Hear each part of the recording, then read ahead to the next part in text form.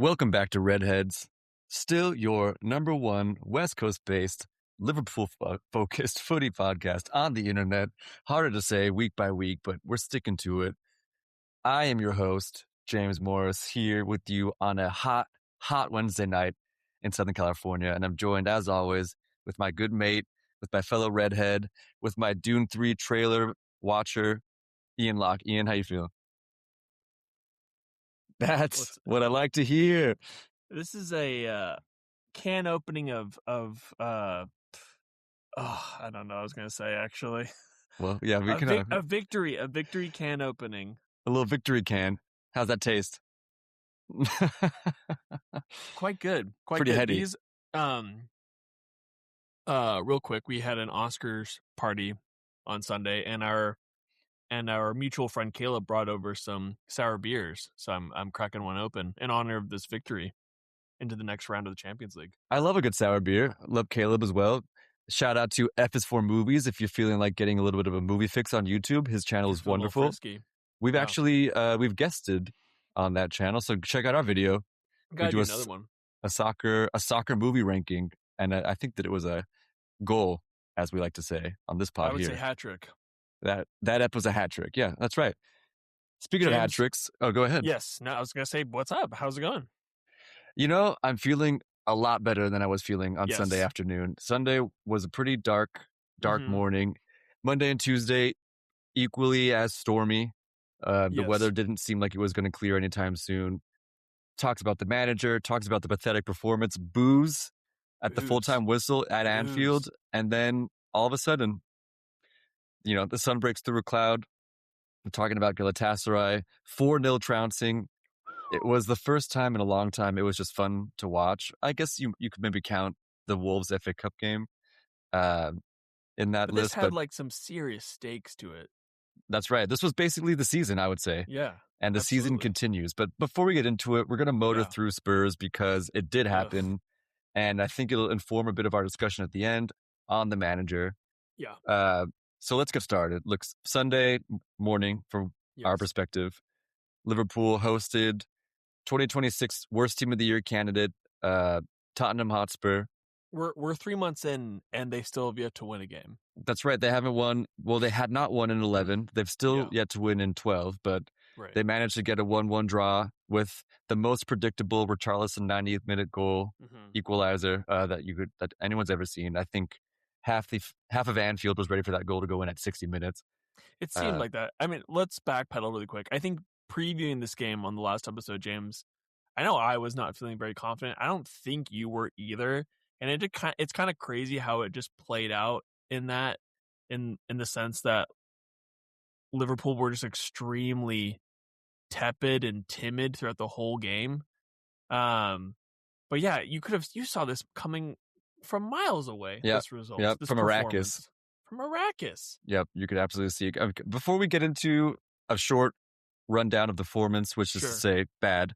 Yeah. Let's talk the lineup because there was a couple of interesting decisions that were made by Arna. The first one, the 17-year-old starts on the left wing. Rio gets the call.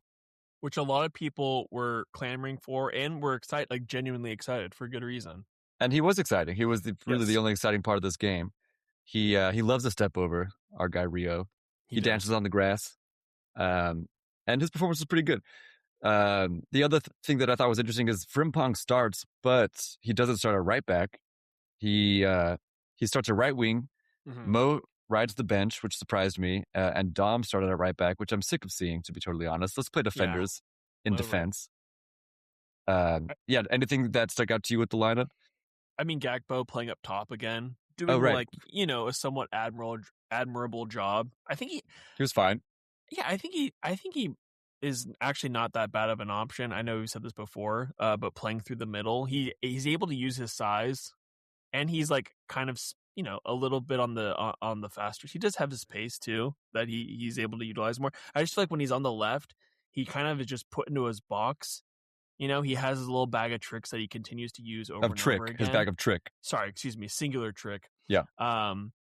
So yeah, I mean, again, like obviously he didn't have a goal and assist in this game, but I thought he played that center forward role reasonably well, as much as he could with with the lack of support around him. Yeah, I think you're right. I think that he certainly wasn't the problem. And yeah, given the way that his left wing performances have gone for the past 3/6 months, I'm totally fine to see him play through the middle. I think that it maybe just frees him up a little bit mentally, and he's able to play with just a little bit more of a, hey, I don't have to cut to the right. I can also cut to the left, for Right. example. Exactly.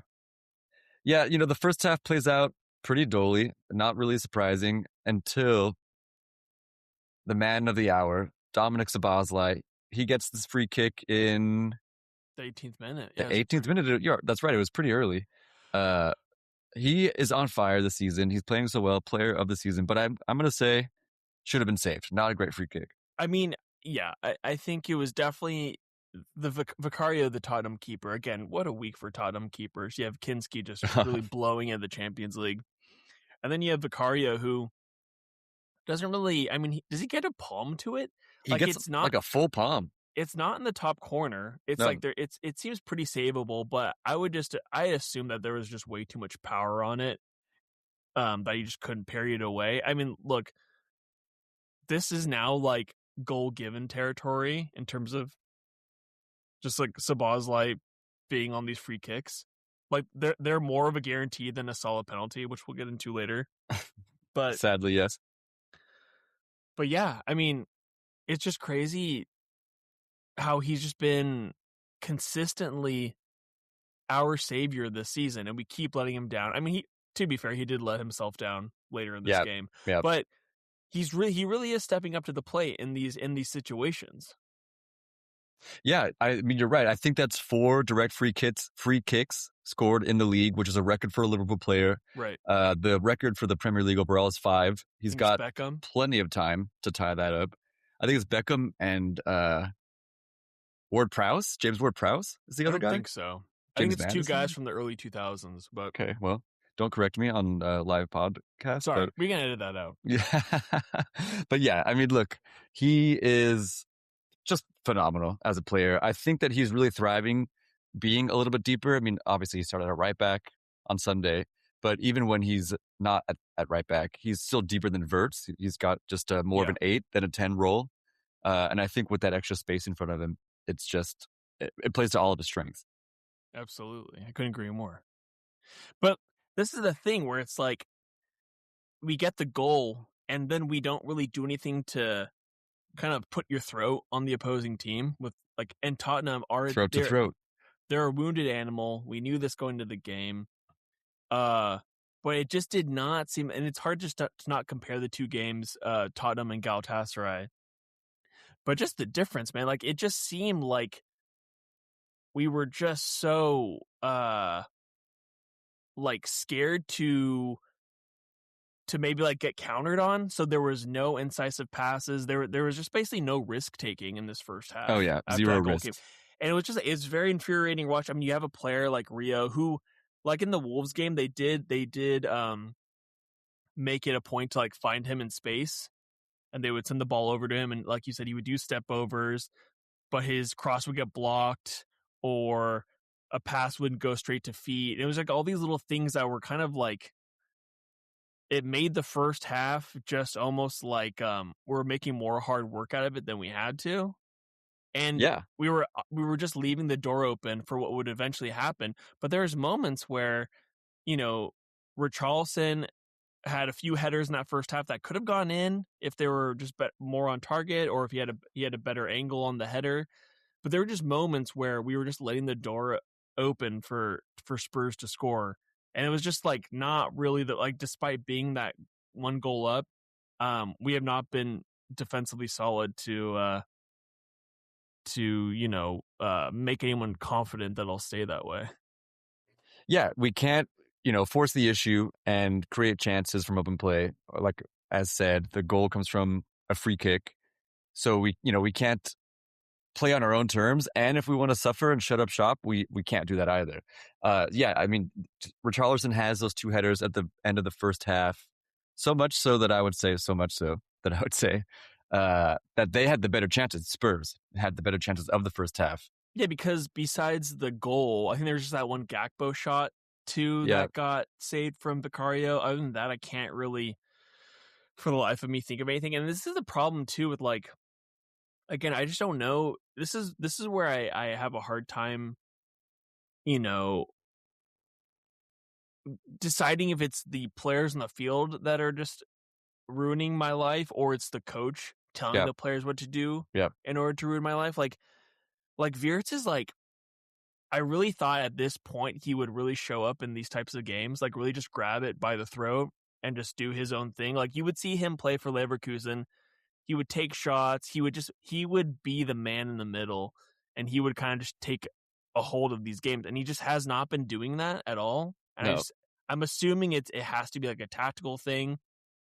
We are way more fragile in the back, so I think any of this risk taking is just easier to get countered on, and we've been known to be able to give up goals like nothing. Yeah, we've got that soft underbelly, and so do Spurs, which is why the fact that this game ends 1-1 is even, that's kind of surprising. But, motoring on through, like I said, Slot brings the changes on 64.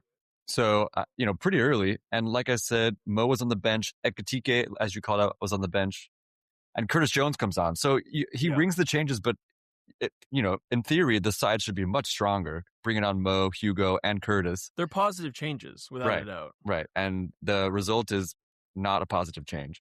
Well, it's interesting. There's moments, but it kind of just felt like, I think on the commentary, Jamie Carragher was like, they're essentially sleepwalking through this game. And that's what it felt like. Yeah. Because even with Ekitike and Salah, there were breaks, there were Liverpool counterattacks, but every pass would just be, it was just like not a ball defeat. It was either like behind the player, so they had to gather it, and then Spurs were able to reassemble their back line. There were just like so many moments where we were just like not cutthroat. There was no, like anytime we were trying to be positive, we kept shooting ourselves in the foot. And again, and there were still moments for Spurs to score on us as well. So yeah, the pass came too late. Pass was overhit. Pass was inaccurate. I mean, it was the same story time and time again.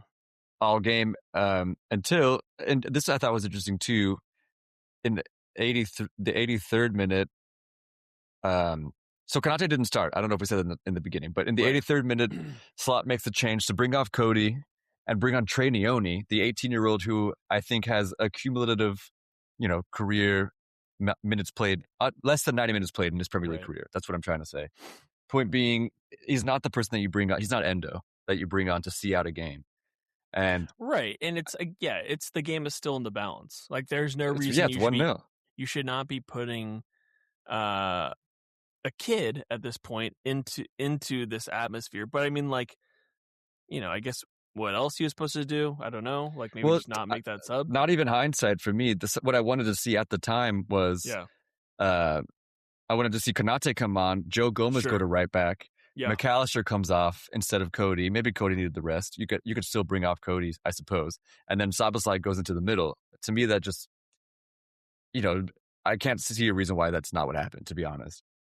It could also just be a thing where they're still, for whatever reason, monitoring Joe. Like they don't. Well, Joe was on the field. He was the center back. Oh, you're right. Yeah. I don't know. Then I'm confused. Yeah. I'm confused. And this is a thing too. This is like the decision making from the manager that I don't understand. I just don't get why you do this. Well, that's the 83rd. Go ahead. No, just again reiterating that. Why bring on an 18-year-old? It's the 83rd minute. Gakpo can go 7 more minutes. Right. He really can. It's fine. So that was just that. It was confounding. Anyway, the last 7 minutes play out as you might expect. People are leaving on 85, as in Liverpool fans are already sort of streaming out of Anfield. Richarlison has had 3 or 4 good chances to score. He scores against us every time. And lo and behold, the 90th minute, Robbo, who I still love, I don't know how well you remember the goal. He makes the most unusual header.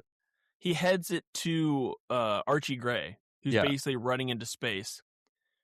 He was not heading it to a player. I think Van Dijk wasn't a pass. Yeah, it wasn't a pass. Van Dijk might have been closest to him. But yeah, he heads it into, I believe it was Archie Gray's feet, who plays it to Richarlison. Well, Oh no, no, because there's one Richarlison's on. more. Yeah, I think it Yeah, might have been Solanke Solanke. or Yeah, Sarr, who then finds a Richarlison with tons of space on the left hand side.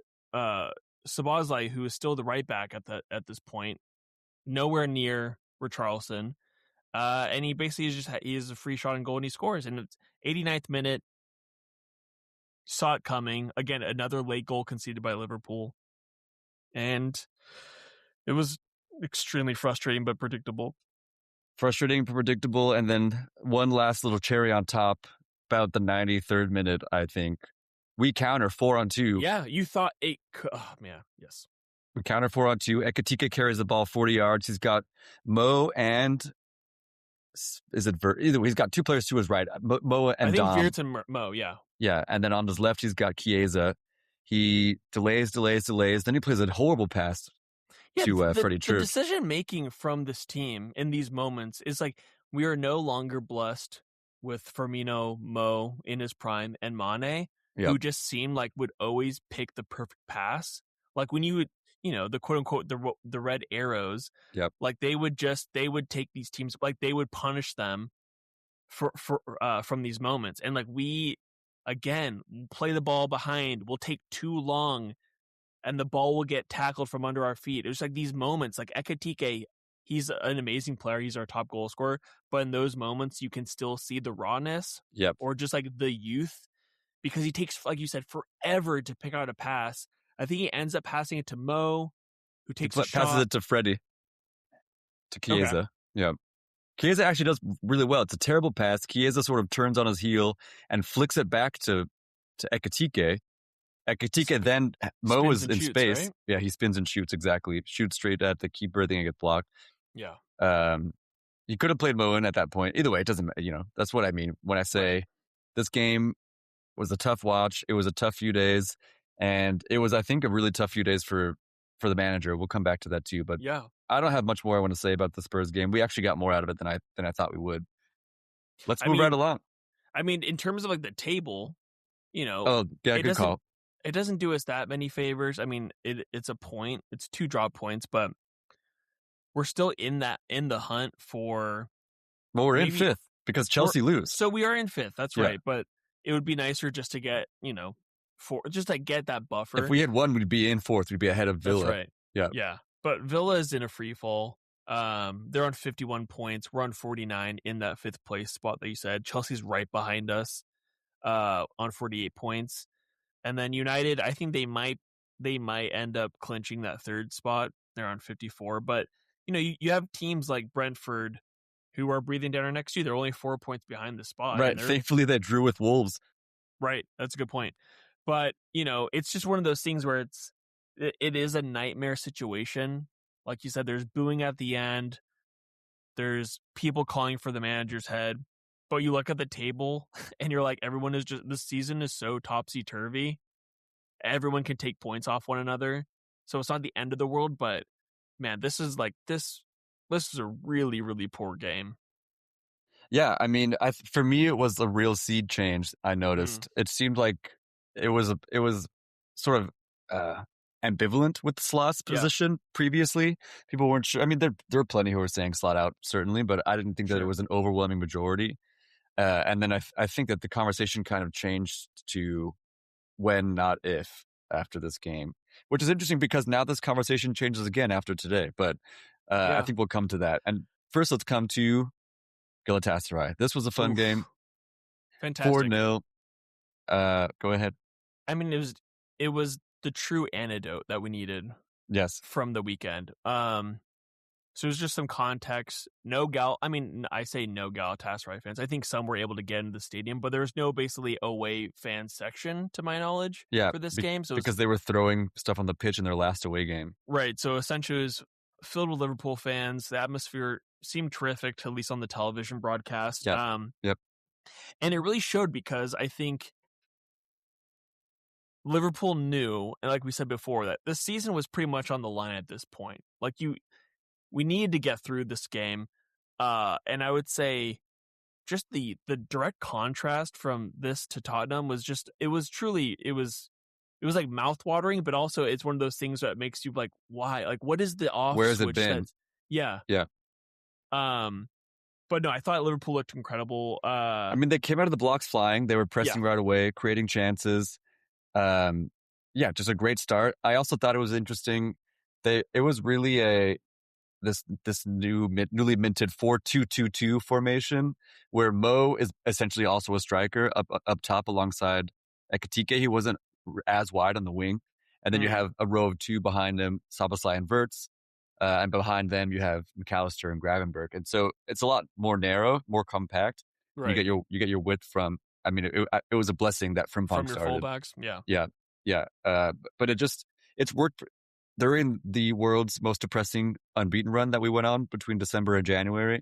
This is what we were doing, or at least we were doing it more. And I have to wonder if it's the plan to be able to play Ekitike and Isak at the same time. We've mentioned this before, but it worked out.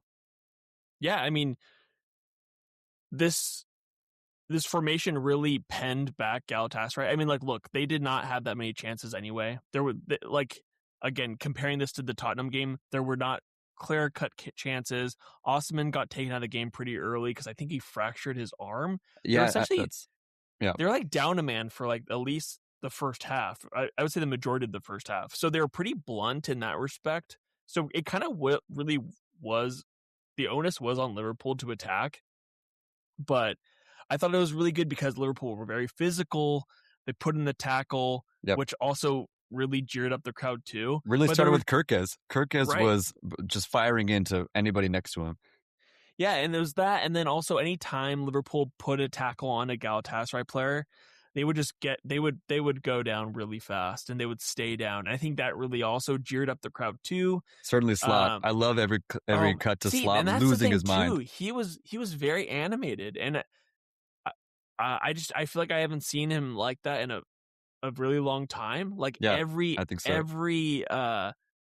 Every interaction with the ref, everything, the goal celebrations, he was extremely, extremely animated, which was nice to see. Given it was fun, given everything that he's kind of gone through. But yeah, I mean, I would say this: like the first half, way more fluid.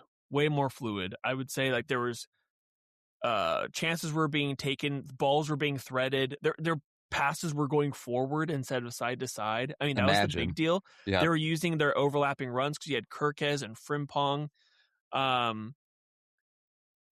And I mean, the best part about this game, James, was that they took their chances and they scored. I think that was like this. That was the best part.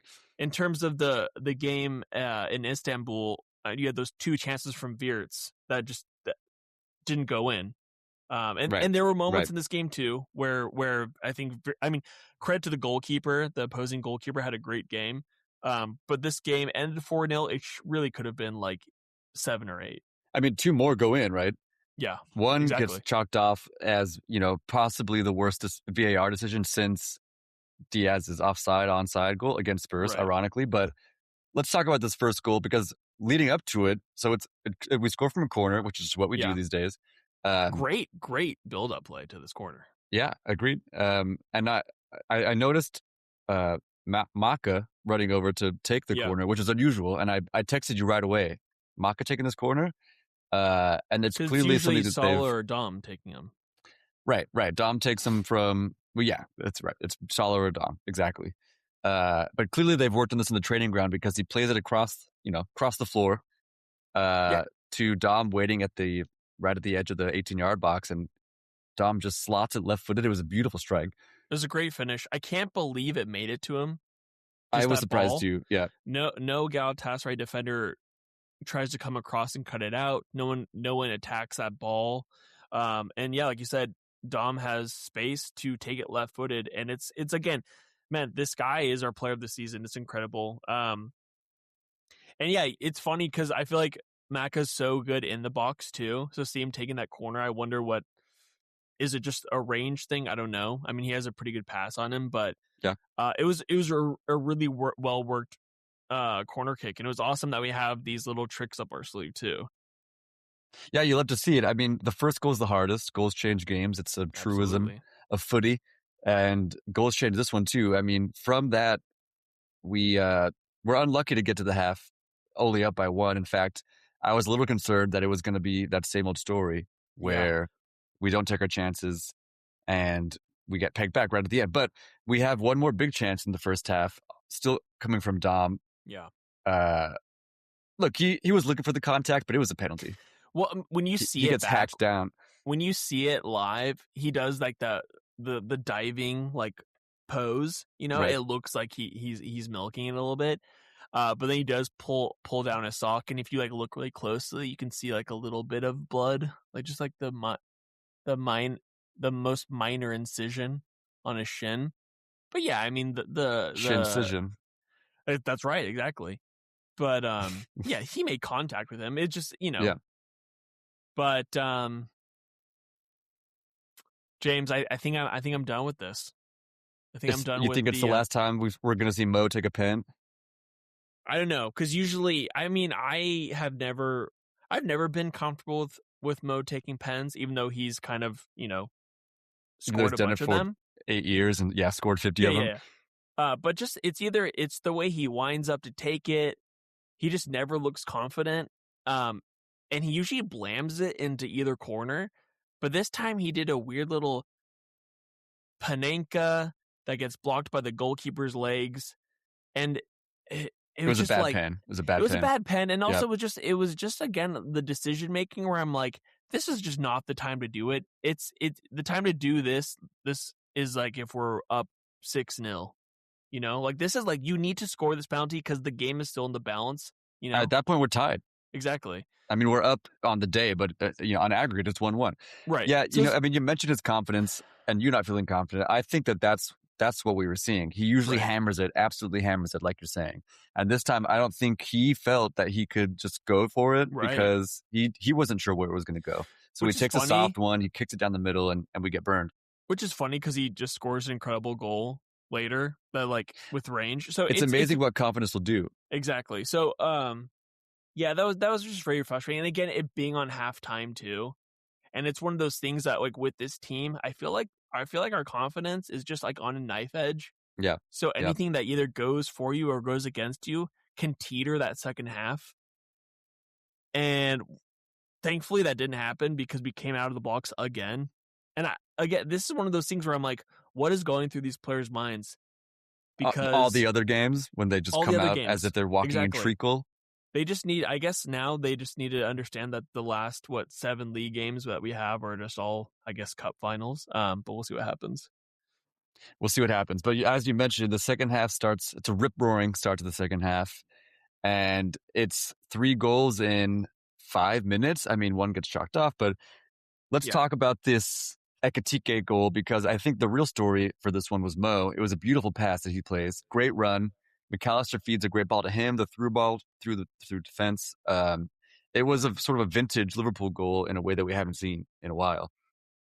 Yeah, the passing was just perfect. Everything was perfect. And it was all pinpoint and the positioning was perfect. Mo was not offsides, which is rare. And it's just moments like that too when you need someone in the box to put it away, and Ekitike is there to do so. That's why we signed him.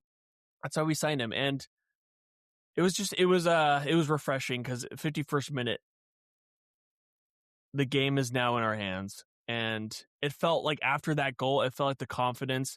We'll talk about 2 more goals come out of this, but we just looked like we were. It just seemed like the shackles were off. Right? Yeah, I think that's exactly right. And I wanted to say, too, something that I thought was funny. Ekitike scores what's still a pretty difficult finish because he fires it back across the keeper towards the opposite post. And it's just, and then he scores and he's so quick to start pointing to Mo like it was Mo's goal that Mo created. And it's just such a contrast to his goal against, was it Southampton? When Chiesa beats 2 men on the wing, plays it across to Ekitike, who taps it in from 2 yards out, takes his shirt off, and gets suspended. Yeah. So I guess he's done a little growing up. He's slowly learning. That's right. No, that was nice to see too, just in terms of like the team being. They all like Mo. Yeah, exactly. Like no hard feelings, Yeah, there was a real It's togetherness that you could see on the right. field, which it's good to be reminded that that's still how they're feeling because of how poorly the season has gone. Yeah. They don't hate each other. And that McAllister pass was amazing too, but also we won the header. Like we won the second ball in order Yeah, to build, you know what I mean? Like, so we were just winning our challenges, James. It really is the simple things for this game. yeah, we were battling. And exactly, we're just like when you battle, when you win your duels, good things come. You got to start somewhere, and we start again right away after scoring that in that 51st minute. This was a really beautiful Florian flick. It was a That's what I'm. beautiful little chip ball to That's Mo. we're trademarking that one, the Florian flicks here. But That was good. chips that over the line. Mo's onside again, like you're saying. He was again very narrow. He was not out getting First getting time finish, chalk on his boots, right? and he absolutely rifles that volley home. The keeper makes a good save, but it comes directly back out to Hammerspark. Hammerspark scores. When it went, it didn't look like it went in. I It thought looked it like it went hit the side behind. Yep, netting. I thought so. Yeah. But I mean, look, again, these it's the confidence that you see growing in this team because Florian, I feel like, would do that, but it would not come off, and then he would Yep. stop trying those Florian flicks. And Mo just Shout it getting from the that, rooftop. just Mo getting that shot across too. Credit to the goalkeeper for saving it. And then Gravenberg just like hitting that ball into the ground and it dipping right over the keeper into the Yep. corner. Some of those really satisfying goals to watch. Oh yeah, absolutely. Because you never know where that's going to happen. It could either hit the crossbar, go over the bar. A million ways it could happen. And his first Champions League goal. Yeah, you were saying this. I didn't catch that during the game. Yeah, No. First Champions League goal for Liverpool. He's celebrating. We didn't talk about this last week, but Gravenberg just signed a new 6-year extension, which is really refreshing. He was on, I think he would have 2 years left after this season ends. But that's not the important part. The important part is not to let all these great players get into the last years of their contracts like we've been doing for the last, year and a half. So yeah, it's exciting. It's exciting that he's locked down. He's a great player. He's only 23. I think it's shocking when you remember just how young he is. And now he's going to be here until 2032, which is a sentence that makes me a little uncomfortable. Yeah, But it's not a real year. yeah, that's right. But yeah, hey, great goal. Yeah, I mean, amazing finish. Also, just shows that he's extremely dangerous from those positions too. Yeah, and you could see that. I mean, was it the game or the Tottenham game where he took a shot and it was saved, and like he just has that in his locker, being able to do those fizzed outside the box shots. So yeah, I'm very excited about that. And then James, we almost got another goal. I'm loving again, Frimpong. another 2 minutes later. I'm loving Frimpong, James. I like what he's about. I like that he wears a headband. I like that he's 5'4", and he actually is like a chaos merchant. And he kept getting in these positions where he'll put in a cross, a fizz pass across the box, and it'll just get sliced by the opponent's defender and go in their own net. And he's done this a couple times. Yep. Sadly, he was offside for this particular one. But man, I love that. I love that he's just like creating havoc as a right back. And we had that with Trent in a way, not really creating havoc, but creating these moments. Just creating. Picking out passes, creating, exactly. But it's nice having almost like a different version of that too with Frimpong. Yeah, I mean, the duo of Milos on the left, Frimpong, Jeremy on the right, both these dudes, little like fire plugs that could, 5'3", agile as all hell, all over the pitch. You never know what they're going to do with the ball. And yeah, it's just, I don't even know if it's necessarily so great, although it's been great recently, but it's just so enjoyable. It's so not what you think of as sort of a Premier League fullback these days. Right. And, I don't mind that it's us who has them. Yeah. And also, it was a nice little Florian, not so much a Florian flick, but more just a regular Florian pass in the build up to that. And again, he was showing that was a nice connection too. They played with each other at Leverkusen. So yeah, but that was a disappointing non-goal. But there was an actual goal, James, in the 62nd minute. It didn't take long for us to rectify that offsides on 62, like you said. And again, this was another delicious Florian flick, which I guess we're just going to say that the rest of the pod. But it was basically like a little back. It's like when they do the little flick for the free kick. And it's like, that's not really an assist. This was an assist by Florian, but like it kind of just goes off his little heel. Just like a little. Hey, it was good vision. It was like a comma. I'm not going to write it off as much as you are here, but if Florian's flick was the comma, then Mo's finish was the absolute exclamation point. It was a rocket into the top left corner. It was like reminiscent of that goal against Chelsea, you know? Yeah, it did seem like the Chelsea goal. But top corner, dude, he loves doing that. And sometimes it goes into, the parking lot, and sometimes it goes in the top right corner. It was an amazing goal. His 50th Champions League goal. Is it for Liverpool or just total? I don't actually know that stat. That's a great question because he may have scored one for Chelsea or even for Basel, actually. Yeah, maybe. But either way, it's the 50th Champions League goal. He's the first African player to get that. Get to 50. You know, it's funny. Harry Kane also got his 50th Champions League goal today. Oh, interesting. So basically, the two best goal scorers of the last decade hit that milestone. That's really cool. Yeah, I mean, it was nice to see him celebrate this goal, get that, and then get the moment with the crowd. You know, he tugs on his badge, tugs himself off a little bit in front of the crowd. Tug it off my heart too, I have to say. Yeah, yeah.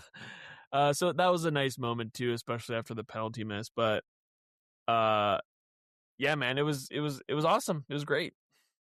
Yeah, look, I love Mo. I think we're all sort of coming to terms with the idea that he may just not be here next year. Sure. I don't know how many more European nights he's going to have at Anfield. So that for him to score that absolute firecracker and then like clapping off the crowd as he gets subbed later on. And yeah, it's like holding the badge. And then I thought it was funny. Mo scores and then it cut straight to Stevie G. Yeah, I saw that. He's applauding. Like, yeah, he was very excited. He actually did seem really happy about it. I was joking to you that with every clap, Stevie got that much farther away from his one chance to manage Liverpool. If he was going to come in for slot for the last 7 games. With every goal, his chances reduced by like 20%. Dust through his fingers. Yeah, I'm fine with that. Yeah, look, if it comes to that, that's the absolute ripcord on the season. Anyway, go ahead. Basically, like, this is the exact performance we needed, James. We dominated on all metrics, possession, shots, big chances, everything, XG, whatever you want to name it. So that was just it was like the perfect I don't even know. It's just interesting, just given the way that the context of the season, because you ever like you don't know what's going to happen in the next game that we have against Brighton. This doesn't make me that much more confident for Brighton. It really doesn't. But just in terms of progressing the Champions League, obviously that's fantastic. The sad thing is that we know who our next opponent is. I liked it in the past where you kind of just you got to fantasize about where these fans will be exactly, and now it's pretty much gamed out after that first like round of 16 draw. Yeah, I agree. It's just there's a little bit less romance, but we know we've got a date in Paris in April, and that's right. Look. Yeah, Paris is great. Well, Paris, the city, is fine. PSG is great. They're they're reigning champions, defending champions. They knocked us out last year, but it went to pens. And the one thing that we have done this season is play well against good teams in the Champions League. So I don't think that we're favorites by any stretch of the imagination, but I'm not going to count us out just yet. We could lose to Brighton and we might still win in Paris. Yeah, I mean, it's this season has been crazy. It's hard to. I feel like before I would say that we're much better suited to play a team like PSG, who will want to come out and attack rather than someone who sets up shop and will defend for 90 minutes. Yeah, small business owner. Exactly. And I'm not that confident anymore, but it's evaporated. Crazier things have happened. The first game is in Paris. Second leg is at Anfield. Who knows what could happen between those two games? But if we keep playing like this, James, who could stop us? Who could stop us? Who could I mean, stop a lot us? of teams, but yeah, crazier things have Brighton, happened. for example. Exactly. What is nice about this Paris tie? Donnarumma's not going to be in goal. Oh, interesting. He's really the reason. Oh yeah, because he's not on Paris anymore. Yeah. But I mean, he made some incredible saves, and of course he made, I think, 3 saves in the penalty shootout. So at least we don't have that to worry about. I actually don't know who their keeper is.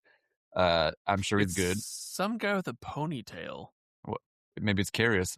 It's a Russian guy. So okay, so it's probably not Karius, but no.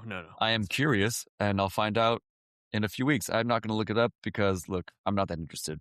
This game. Right. It ended 4-0. We did score another goal real quick at the death. Yes. The Van Dijk ruled out for a foul, ruled out for a ghost foul on a ghost player. It was ridiculous. I won't really go into it, but...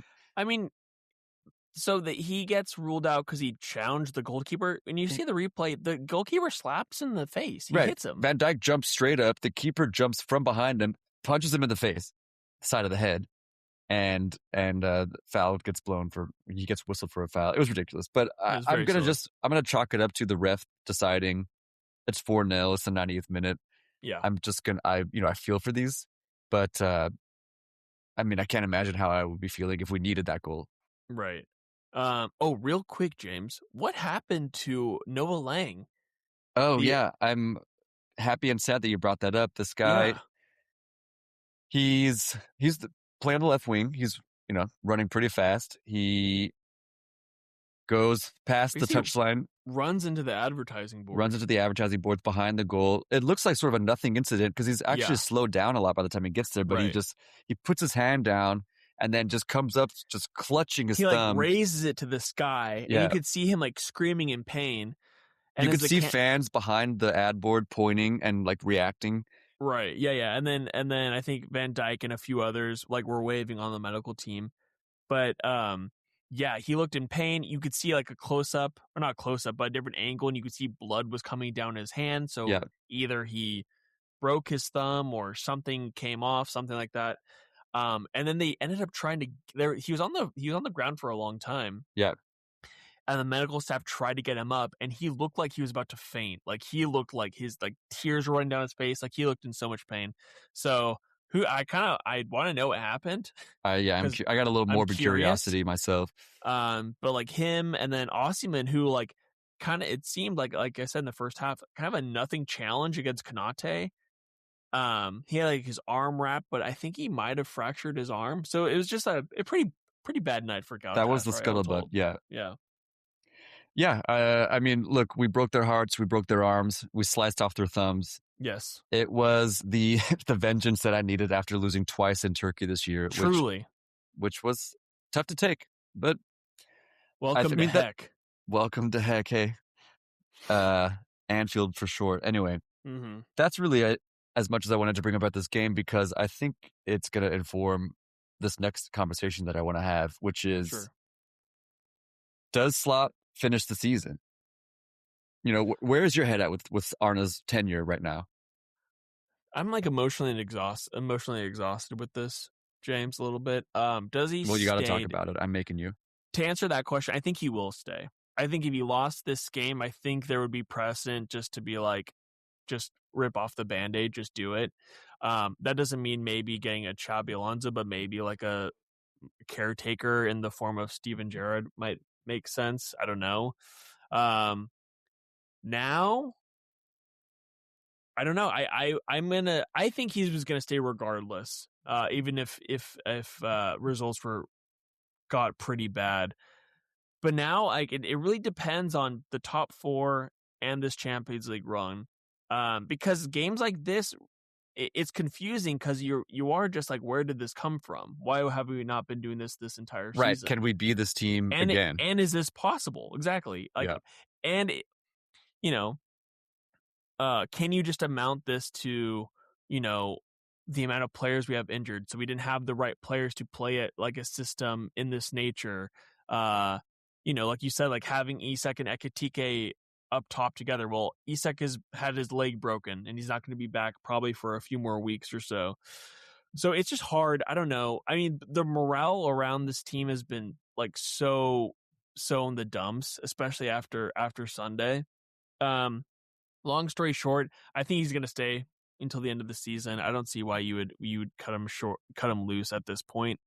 And then in terms of next season, James, I have no idea. I have no idea. I don't know if you saw this, but there's reports of Richard Hughes, the sporting director, apparently agreeing terms with Al Hilal in Saudi Arabia to be their sporting director. I had seen rumors that they were after him. And then I don't know, like there are some people saying like this is a credible source because it was coming from a Saudi journalist. Good luck. And then a lot of people were saying that, there's still so much to do. Why would he leave at this point, or at least in the summer? I'll tell you why. And it has 11 zeros. That's true. Yeah, the paycheck would be pretty tasty over there. But yeah, I don't know, James. Like you said earlier too, because the emotions that Arne Slot showed on the touchline, it made me want to root for him. It made me want to, I want him to succeed. Yeah, no, I think that's right. I mean, look, I won't speak for you, but I like Slot. I like him just sort of as a guy, as a personality. Sure. It's impossible to follow Klopp, and nobody could replace what he does. But Slot brings what he brings to the table, and obviously he won the league last year. And yeah, the conversation has really been colored by this afternoon/evening at Anfield, or what have you. I think that there's no way really that he leaves before the end of the season. Right. But after the Spurs game, I thought almost regardless of results for the rest of the season, there's not really a way that he continues into his what would be his third season. I think that watching that Spurs game and watching games against Wolves, Sunderland, Burnley, there's so many examples from this season. It's a thing. If he stays and then we just drop points in the first game, the mood next season will already be in the dumps, and I don't know that we want to sign up for that again. He's now in a position, James, where he essentially has to be, if he stays next season, he has to be perfect. Like, there can't be that many opportunities to drop points. Yeah, I mean, I think that he has to start well. He has to start well. Right. If he wins 4 of the first 5, maybe even 3 and 2 draws or something like that, that's probably okay. Well, I mean, I'm speculating. I think he just can't go on a losing run because he will lose the job, obviously. My money is on him not continuing into next season. But I've been wrong before, and if he ends up staying, sitting here right now, I wouldn't say that I'll be upset.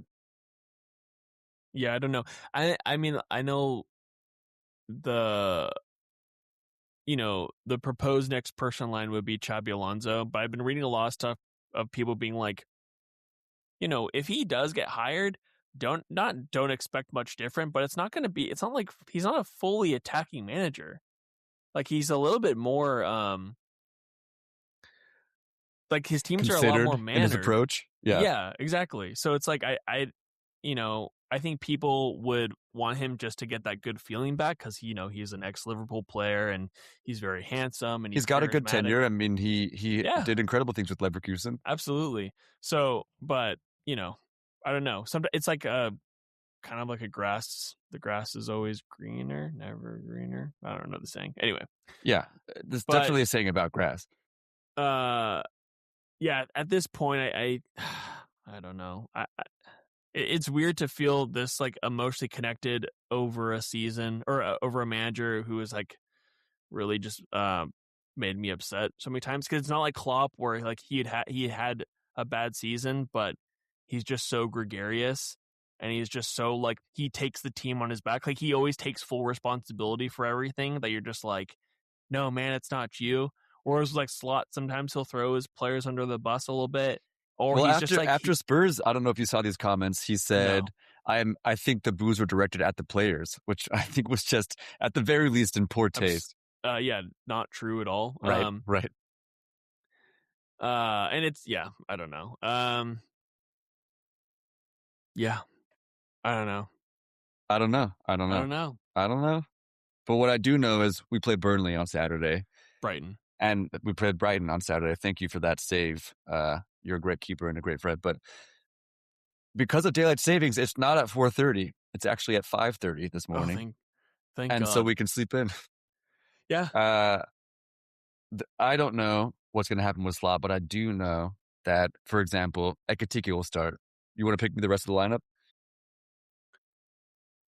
Do you think it's the same? I think probably Frimpong at the very least drops out. I think Joe starts at right back. I wouldn't be surprised if Gakpo comes in. I think there's On a the few left-hand changes. side? Yeah, yeah.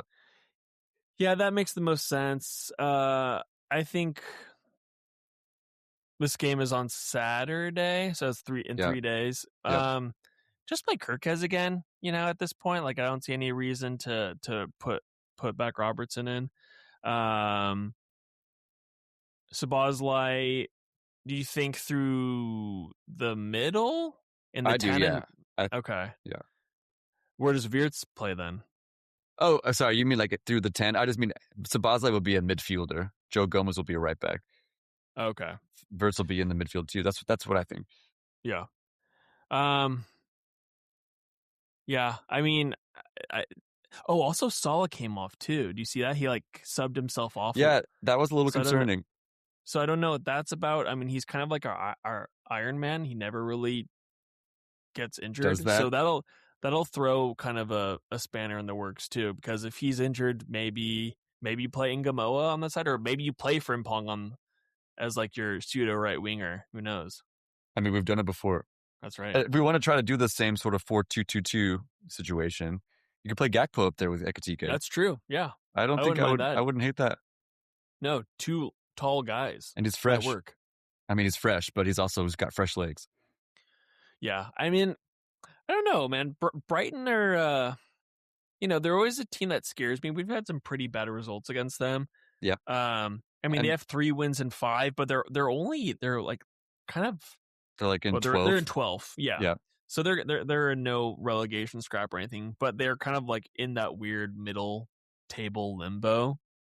And they're truthfully just not a team I've watched, so I don't actually know if they're any good, if they're crap. Yeah, they've got a couple good wingers. I like Matoma. I like yes. I'm blanking on his name now. He had a pretty good, decent performance against us the last time we played. Gomez. Diego Gomez. Oh. Diego Gomez too. Yeah. No, it's the winger whose name. Oh, Minta. Minta, Yankube Minta. Thank you. That's exactly what I was looking for. I like him too. He's dangerous on the wing. They've got Carlos Baleba, who was touted to go to Man U for 100 million, but he's had a pretty steep drop off. Yeah, pretty poor season. Yeah, they're a hot, cold team, a lot like us. I'm excited for this game. I think that at the very least, Brighton won't, park the bus. So it should be fun. Well, we can do our best to make it not fun. We've seen that before, but oh yeah, I'm looking forward to it. I am looking forward to it. That's what one win will do for me. Yeah, I mean, like, wins change moods. So, I mean, at this point, James, like, we have to start racking up wins. We need to ensure this top 5 challenge. Also, it's the running. So, England has been pretty bad in terms of European competition, which I know it like changes the coefficient in terms of which leagues get more Champions League spots. If we're City, Chelsea went out, Liverpool, Newcastle went out. I don't know Tottenham. Thank you. I don't know what the Europa League teams look like, but if they all go out, does that affect this season or would that be next season? I have no idea. Like, is 5th place still in the cards? Next season. I did some cursory research on this. Oh, great. And what I read is that it's virtually impossible for us to lose the 5th spot this season. Okay. So I think we're okay. Okay. Well, we're just our coefficient is so far ahead. Okay. Interesting. Well, I mean, I would like to be 4th place because that's nicer than 5th. Right. I'd like to be 3rd place. Hey, I think a 1st place sounds pretty good to me. Greedy. I know. But yeah, I mean,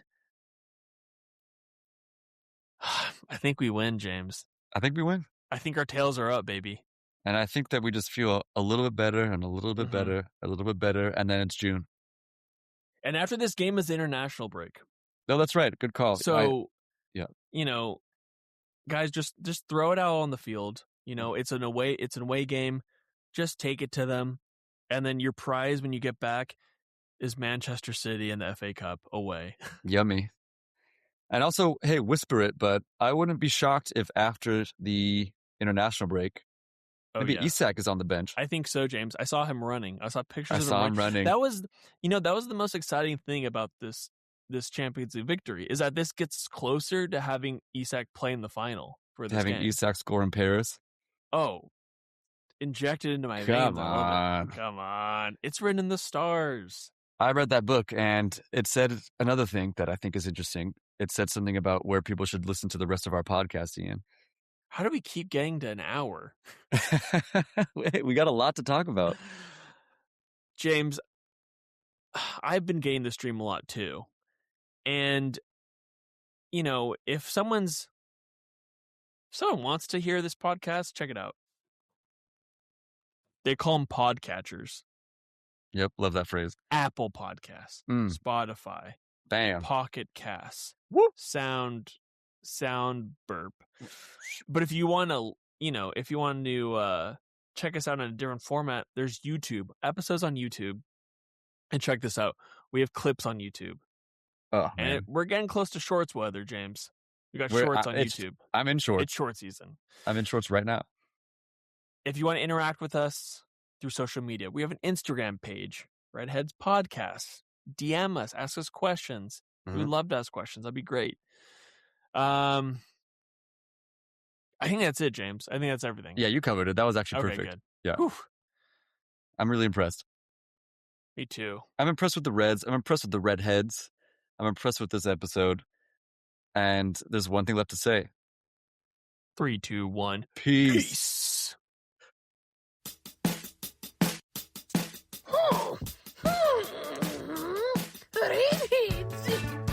Redheads.